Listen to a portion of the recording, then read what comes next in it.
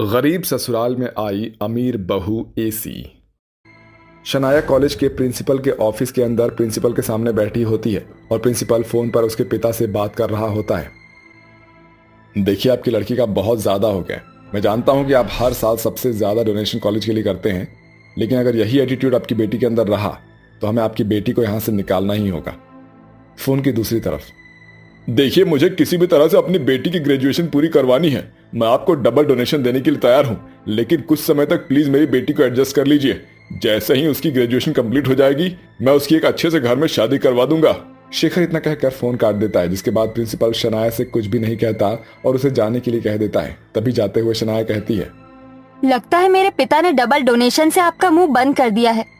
चलो अच्छा है, मैं चलती हूँ। शनाया अपने एटीट्यूड वाले स्वभाव से वहां से चली जाती है। ऐसे ही कई दिन बीतने के बाद एक दिन कॉलेज में एक राघव नाम का लड़का आता है। राघव बहुत ही सुंदर और स्मार्ट होता है, जिसके पीछे कॉलेज की सारी लड़कियां पड़ी होती है।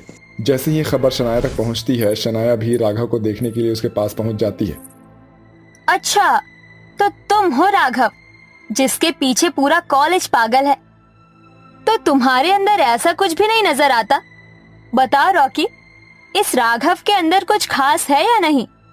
अब मैं तुम्हें क्या ही बोलूं, बेचारी की बेइज्जती हो जाएगी। छोड़ो शनाया, चलते हैं यहाँ से। ऐसा कहकर रॉकी और शनाया वहां से चले जाते हैं। ये हमारे कॉलेज की सबसे एटीट्यूड वाली गर्ल है। शनाया सिर्फ रॉकी के साथ ही रहती है। कॉलेज का हर लड़का इसके पीछे पागल है, क्योंकि ये शेखर की बेटी है, एक रईस बाप की औलाद। अच्छा, ऐसी बात है। कोई बात नहीं, वैसे भी मुझे कोई रईस लड़की से प्यार नहीं करना है। मैं यहाँ सिर्फ पढ़ाई करने के लिए आया हूँ और अपनी पढ़ाई पर ही ध्यान दूंगा। राघव का सारा ध्यान अपनी पढ़ाई पर होता है, तो वहीं शनाया अपने बाप के पैसों पर अय्याशी कर रही होती है। एक दिन रात के समय शनाया रॉकी के साथ घूम रही होती है, लेकिन तभी कुछ गुंडे उसे घेर लेते हैं। रॉकी 4 गुंडों को देखते ही वहां से भाग जाता है। खबरदार, अगर तुम में से कोई भी मेरे पास आया तो अच्छा नहीं होगा। तुम मेरे बाप को नहीं जानते। अगर मुझे खरोच भी आई तो तुम में से कोई नहीं बचेगा। वो तो हम बाद में सोचेंगे, पहले तो हम तुझे देखेंगे। मस्त माल है, चलो उसको लेकर चलते हैं। तभी वहां पर राघव पहुंच जाता है और शनाया को उन गुंडों से बचा लेता है। शनाया, तुम ठीक तो हो ना? दरअसल मुझे तुमसे कुछ कहना था। देखो, मैं तुमसे प्यार करने लगा हूं। क्या तुम मेरी लाइफ में आना चाहोगी? तुमने अपनी शक्ल देखी है? तुम जैसे गरीब से मैं शादी करने के बारे में सोच भी नहीं सकती। आइंदा मेरे आसपास भी मत भटकना। ऐसा कहकर शनाया वहां से एटीट्यूड में चली जाती है, लेकिन वहीं एक कार में बैठा हुआ शेखर ये सब कुछ देख रहा होता है और अपने आप से कहता है, मेरी बेटी का घमंड ऐसे तो खत्म नहीं होगा, लेकिन अगर मैं उसकी शादी किसी गरीब घर के लड़के से करवा दूं तो उसे पैसों की और असल जिंदगी की अहमियत पता चलेगी। ऐसा सोचने के बाद शेखर राघव से डायरेक्टली जाकर बात करता है। देखो, मैं जानता हूं कि तुम्हें मेरी बातें अटपटी लगेगी, लेकिन ये सच है, मेरी बेटी ज्यादा ही घमंडी हो चुकी है और मुझे उसका घमंड हमेशा के लिए खत्म करना है। अगर तुम उससे शादी कर लोगे तो तुम्हारे साथ रहकर उसे असल जिंदगी का महत्व पता चलेगा। लेकिन जैसा आप सोच रहे हैं वैसा नहीं हुआ तो? मुझे तुम पर भरोसा है, सब कुछ ठीक हो जाएगा। ऐसा कहने के बाद शेखर अपनी बेटी को राघव के लिए बताता है, जिसके बारे में सुनते ही शनाया मना कर देती है, लेकिन शेखर उसे जबरदस्ती शादी के लिए बोलता है। अगर तुमने ये शादी नहीं की तो मैं तुम्हारे सारे खर्चे बंद कर दूंगा, जितने भी क्रेडिट कार्ड हैं उन्हें भी ब्लॉक कर दूंगा। शनाया के पास कोई रास्ता नहीं बचता और वो राघव से शादी कर लेती है। शादी के बाद उसे राघव के परिवार में एडजस्ट होने में बहुत सारी दिक्कतें आती है। इस कमरे में एक एसी तक नहीं है। हे भगवान, कैसे कीड़े मकोड़ों की जिंदगी जी रहे हो तुम लोग। पता नहीं क्या सोचकर पिताजी ने मेरी शादी इस गरीब खाने में कर दी। भाभी जी, आप ऐसा क्यों सोच रही हो? भैया जितना कमाते हैं उतने में ही हमें गुजारा करना पड़ता है। पता नहीं वो कौन सी मनहूस घड़ी थी जो मैंने राघव का चेहरा देखा। अगर ना देखा होता तो आज वो मेरी जिंदगी में ना होता। शनाया ऐसा कहकर गुस्से से अपने कमरे में चली जाती है। इस घर में तो मेरा दम घुट रहा है, अब मैं क्या करूं? देखते ही देखते रात हो जाती है और शनाया अपने कमरे में ही आराम कर रही होती है। जैसे ही राघव काम करके वापस घर लौटता है, वो शनाया को कमरे में आराम करते हुए देखकर कहता है, तुम यहाँ बैठी हो, वहां मेरी माँ और बहन काम कर रही है। अरे तुम्हें जरा भी शर्म नहीं है क्या? तुम्हें क्या लगता है यहाँ तुम्हें फ्री फोकट की खाने के लिए मिलेगी? हाँ, और फौरन खड़ी हो जाओ और जाकर घर के काम करो। आया समझ में?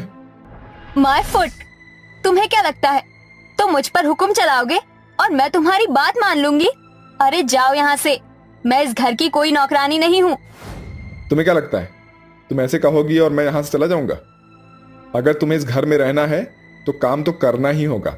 राघव शनाया का हाथ पकड़कर बाहर ले आता है, जिसके बाद वो उसे काम करने के लिए कहता है। शनाया को मजबूरी में आकर घर के काम करने पड़ते हैं, लेकिन घर के काम करते करते उसे धीरे धीरे घर के कामों की आदत पड़ जाती है और वो अपनी सास और ननद के साथ अच्छे से रहने लगती है। अरे बहू, इतनी जल्दी उठ गई? इतनी जल्दी उठने की क्या जरूरत थी? जा, तू जाकर आराम कर ले। आपको पता है माँ, भाभी ना तो केवल जल्दी उठी है, बल्कि जल्दी उठकर उन्होंने पूजा पाठ भी कर ली है और सभी के लिए नाश्ता भी बना दिया है। पार्वती ये सुनकर बहुत खुश होती है, जिसके बाद वो नंदिनी को आशीर्वाद देती है। दूधो नहाओ, पूतो फलो और सदा सुहागन रहो।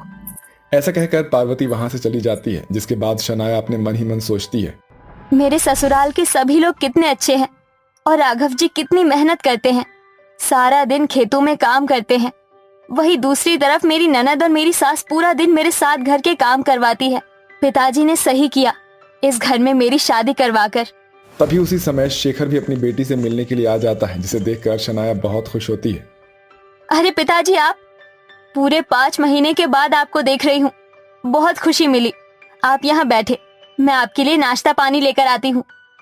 शनाया ऐसा कहकर रसोई में जाती है और नाश्ता बनाकर अपने पिता के लिए लेकर आती है और उन्हें खिलाती है। ये देखकर शेखर को बहुत खुशी मिलती है और वो उसे आशीर्वाद भी देता है। अच्छा हुआ बेटी जो तुम समय पर बदल गई, नहीं तो आगे की जिंदगी तुम्हारे लिए बहुत कठिन होने वाली थी। तुम्हारा ये स्वभाव देखकर मुझे बहुत खुशी मिली है। ये लो, जितने भी क्रेडिट कार्ड और डेबिट कार्ड मैंने तुमसे छीने थे, अब ये सब फिर से तुम्हारे हुए। ऐसा कहकर शेखर वहां से चला जाता है, जिसके बाद शनाया अपने मन ही मन सोचती है, मेरा परिवार बहुत गरीब है और कई चीजों में कॉम्प्रोमाइज करके चल रहा है। इन पैसों का इस्तेमाल मैं सही जगह में करूंगी। शनाया ऐसा सोचकर घर में सबसे पहले एसी लगवाती है और अपने पति को एक परचून की दुकान खुलवाती है। तो वहीं अपनी ननद को एक सिलाई की मशीन भी दिलवा देती है और टूटे फूटे मकान की मरम्मत भी करवा देती है। ये सब देखकर राघव को भी बहुत खुशी मिलती है और धीरे धीरे उनके जीवन की सारी कठिनाइयां ठीक होने लगती है और वो सभी लोग अपने परिवार के साथ खुशी खुशी रहने लगते हैं।